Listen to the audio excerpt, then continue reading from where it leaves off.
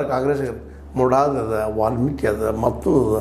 ಅದ್ರಾಗ ಈ ಇಡಿ ಭಾಳ ಅನುಕೂಲ ಆಗೋಂಗೆ ಮಾಡ್ಲಿಕ್ಕತ್ತದ ಬಿ ಜೆ ಪಿಗೆ. ಅದ್ರ ಉಪಯೋಗ ತೊಗೊಳ್ಳೋಂಥ ಶಕ್ತಿ ಅವತ್ತು ಉಳಿದಿಲ್ಲ ಅವ್ರಿಗೆ. ಅವ್ರವ್ರು ಟೇಕ್ ಮಾಡೋದು, ಅವ್ರವ್ರು ಟೇಕ್ ಮಾಡೋದು. ಏನು ನನ್ನ ಮೇಲೆ ಭಾಳ ಪ್ರೀತಿ ಮಾಡೋರು ಅದಾರ ರೀ, ನಮ್ಮ ಇದ್ರ ಮೇಲೆ ಆತ್ಮೀಯರದಾರ್ರಿ. ಹಾಗೆ ಹೀಗೆ ಎತ್ತಾಳ ಮಾತಾಡ್ತಾರೆ ಇವ್ರು. ನೋಡ್ರ ನಮ್ಮ ರಾಧಾಮೋಹನ್ ದಾಸ್ ಅವರು ಈ ರೀತಿ ಇಲ್ಲ, ಅವ್ರನ್ನ ಕಿತ್ತು ಹಾಕೋಲ್ಲ ಅಂತ ಮಾಡ್ತೀವಿ. ಯಾರ ಥರ ಸತ್ಯಪ್ಪ.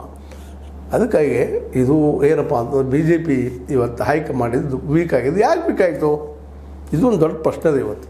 ಇಷ್ಟೊಳಗೆ ಮೋದಿಯವರು ವಿರೋಧ ಯಾರೂ ಮಾತಾಡೋಕ್ಕೆ ಸಾಧ್ಯ ಇರಲಿಲ್ಲ. ಅದು ಭಿನ್ನ ಮತ ಅನ್ನೋದು ಸಾಧ್ಯ ಇರಲಿಲ್ಲ. ಅವರು ಭಿನ್ನ ಮತ ಬೆಳಲಿಕ್ಕತ್ತದ.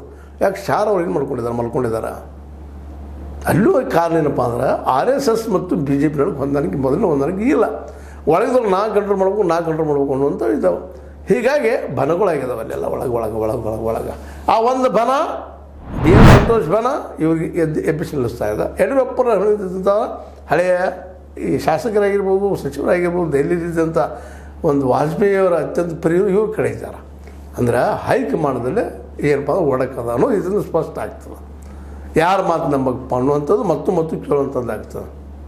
ಅದಕ್ಕಾಗಿ ವಿಜಯೇಂದ್ರ ಬದಲಾವಣೆ ಇಲ್ಲ ಅಂತ ಈಗ ಹೇಳಿದ್ದಾರೆ. ಇವ್ರು ನಂಬನೋ ಇಲ್ಲ, ನಾನು ಮುಂದುವರಿಯುವಂಥದ್ದು ನಂಗೆ ಮುಂದುವರಿ ಅಂದಾರೆ ಅಂತೇಳಿ ಲಿಂಗಾಯತ ಸಮಾವೇಶ ಮಾಡಲಿಕ್ಕೆ ಹೊರಟಿದ್ದಾರೆ ಅಂತ ಸುದ್ದಿಗಳಿದ್ದಾವೆ. ಈಗ ಚರ್ಚೆ ಮಾಡಿದ್ದೆ ನಾವು ಹಿಂದಿನ ಎಪಿಸೋಡಲ್ಲಿ. ಅದು ಶಿಕಾರಿಪುರದಲ್ಲಿನ, ಅದು ನಮ್ಮ ಯಡಿಯೂರಪ್ಪರ ಮನೆ ಮುಂದನ.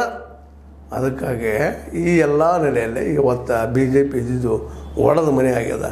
ದಳ ಅಂತ ಕಮಲ್ ಉದ್ರಾಕತ್ತೈತಿ. ಇದ್ರ ಬಗ್ಗೆ ಕಾಳಜಿ ಬೇಡವ ನಮ್ಮ ಹೈಕಮಾಂಡ್ಗೆ. ಯಾವುದಾದ್ರು ಒಂದು ಡಿಸಿಷನ್ ತೊಗೊಳ್ಳಿ ಪಕ್ಕ.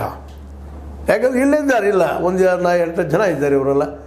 ಇವರು ಅಲ್ಲಿ ಆ ಏರಿಯಾಗಟ್ಟ ಸೀಮಿತ ಇವ್ರು ಇಟ್ಕೋದಿರು. ಹೌದು, ಇವರಲ್ಲಿ ಬಲಿಷ್ಠ ಇದ್ದಾರೆ. ಅವ್ರು ಮತ್ತು ಆಯ್ಕೆ ಒಂದು 8 ಸೀಟ್ ನಕ್ಕಿನ. ಆದ್ರೆ 224ರಾಗ 113 ಸೀಟ್ಗಳನ್ನ ಆರಿಸಿ ಬರ್ಬೇಕು. ಇಲ್ಲಿವರೆಗೆ ಬಿ ಜೆ ಪಿ ಅದ್ರ ಇತಿಹಾಸದ ಪ್ರಕಾರ